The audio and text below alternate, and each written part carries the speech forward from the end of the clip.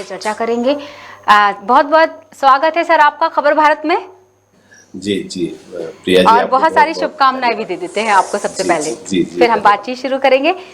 जिस तरह से बीजेपी ने शतक लगा लिया है, दावा किया जा रहा, और आप सबसे पहले तो प्रतिक्रिया ही ले लेते हैं, कैसा आप महसूस कर रहे हैं? क्योंकि लगातार पार्टी जीत पे जीत अर्जित कर रही है। हम चाहे महापौर के उस चुनाव की बात करें या हम इस अभी जो चुनाव चल रहे हैं पंचायत की उसकी बात करें, लगातार खुश खबर एक पार्टी की तरफ ज्यादा आ रही है, देखने को मिल रही है।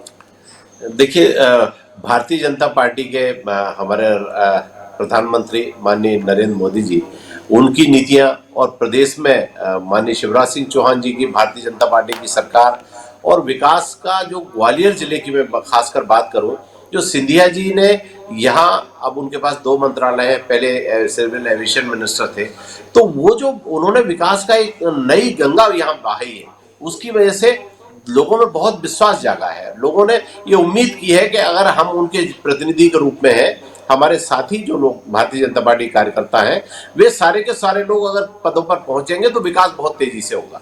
और इसीलिए उन्होंने हमें चुन के भेजा है और हमारे साथियों को।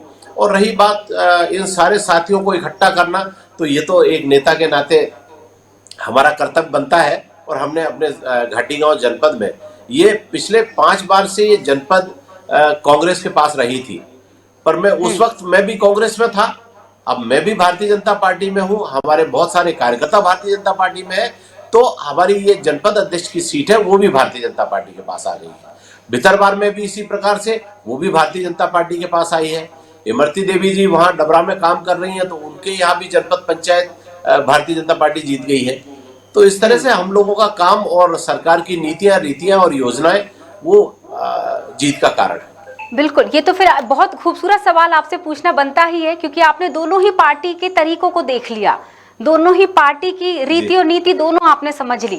क्या बड़ा अंतर आप पाते हैं दोनों पार्टियों में? देखिए, बहुत बड़ा अंतर है। मैं कांग्रेस में अध्यक्ष भी रहा हूँ 3 बार लगातार, तो आज मैं भारतीय जनता पार्टी में आके अपने आप को बहुत कंफर्टेबल महसूस कर रहा हूँ, क्योंकि यहाँ काम की कीमत है, यहाँ आपके जो आप मेहनत कर रहे हैं उसकी कीमत देखने वाले लोग हैं। और वहाँ जिस तरह से मैं देखता था, तो लोगों को मेहनत का अंदाजा नहीं था। वहाँ तो जिस तरह से लोग अपने होर्डिंग, पोस्टर, चापलूसी, इस तरह के लोगों को बहुत आगे बढ़ाया गया, इसलिए इस वजह से कांग्रेस धीरे धीरे नीचे आई है।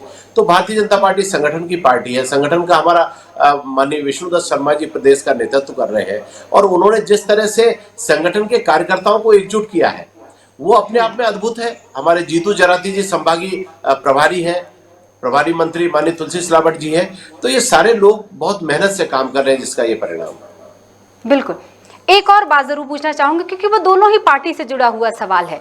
जीत को पचाना और हार को हजम करना, ये बहुत जरूरी है। क्योंकि अभी हम कुछ खबरें ऐसी भी बता रहे थे दर्शकों को, सरदारपुर की बात कर लेते हैं, जहां बीजेपी ने एक बड़ी जिला पंचायत है, जनपद पंचायत की बात कर रही हूँ, वहां पर बीजेपी काबिज हुई, तो वहीं पर उसी सरदारपुर में झड़प भी देखने को मिल गई। मतलब कांग्रेस हारी तो शायद वो हार को हजम नहीं कर पाई।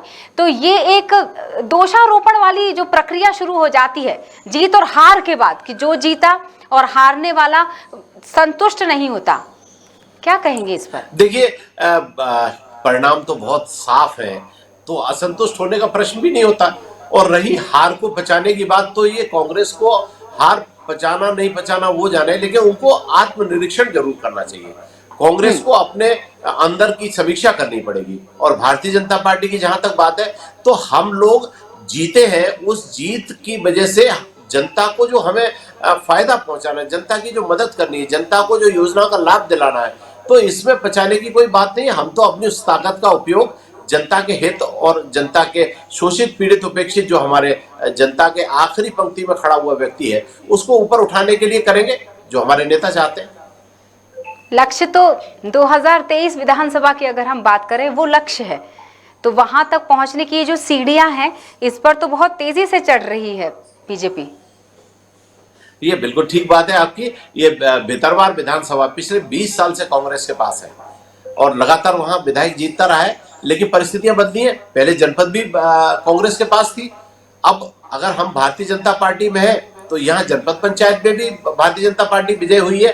तो निश्चित ही आगे आने वाले 2023 के चुनाव में कांग्रेस का जो 20 साल का रिकॉर्ड है वो भाजपा के जीत के पक्ष में जाएगा और भाजपा उस चुनाव को, विधानसभा के को जीतेगी।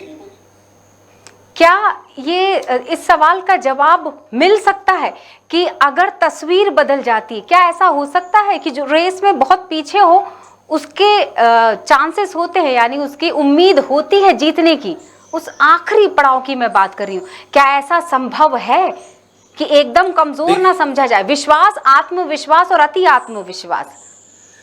देखिए, हम लोग अति आत्मविश्वास में नहीं है, लेकिन विश्वास में जरूर है। हमारी जो मेहनत है या भारतीय जनता पार्टी की जो योजना है वो हमको बहुत संबल देती है। लोगों के बीच में जाके हम काम करते हैं तो लोगों को लगता है कि नहीं, एक अच्छी पार्टी है और अच्छी पार्टी की अच्छी योजनाएं और अच्छा नेतृत्व, ये तीनों चीजों का जो कॉम्बिनेशन है वो 2023 में भारतीय जनता पार्टी की फिर से सरकार बनाएगा, केंद्र में भी और प्रदेश में भी।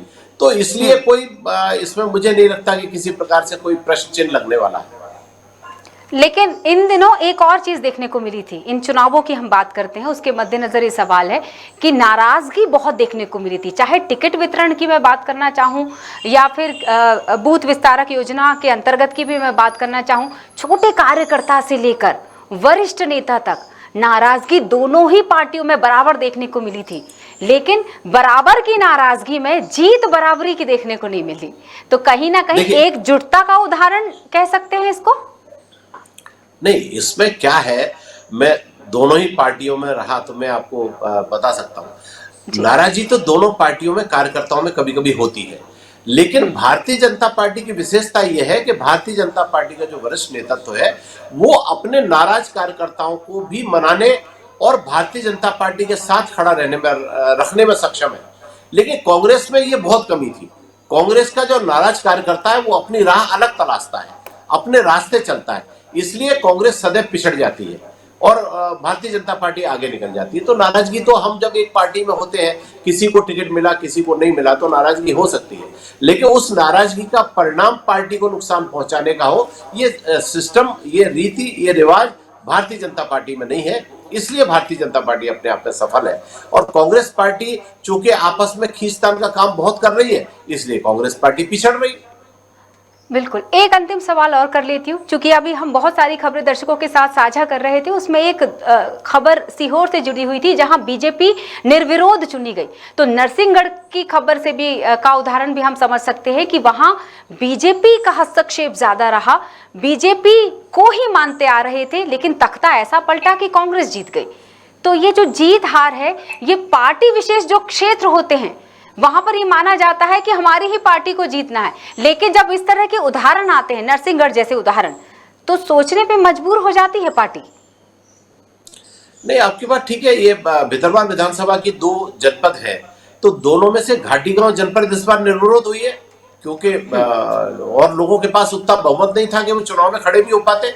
और जो भितरवार विधानसभा, भितरवार जो जनपद है वहां आपस में चुनाव लड़े हम लोग, हमारे पास 16 वोट थे, उनके पास 9 वोट थे, तो हम वहां लड़के जीते।